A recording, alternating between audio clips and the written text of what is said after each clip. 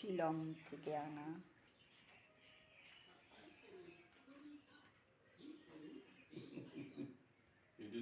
কি বলে জানি না।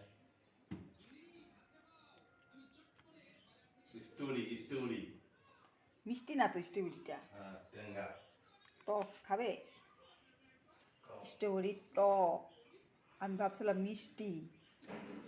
টক স্ট্রবেরি শিলংয়ে পাওয়া যায়, তেজপুরেও পাওয়া যায়, বীরপাড়া পাওয়া যায় না, কোনো কোনো জায়গায় পাওয়া যায়, কোনো কোনো জায়গায় পাওয়া যায় না। ফ্রিজে রাখতে হয়, নাহলে পচে যায়। দেখতে সুন্দর লাগে।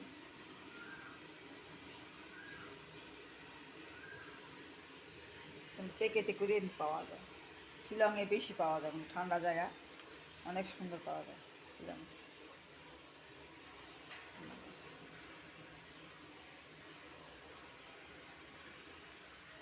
ঠান্ডা জায়গাতে ভালো হয় জিনিসটা, স্ট্রবেরি। গরম জায়গাতে হবে না,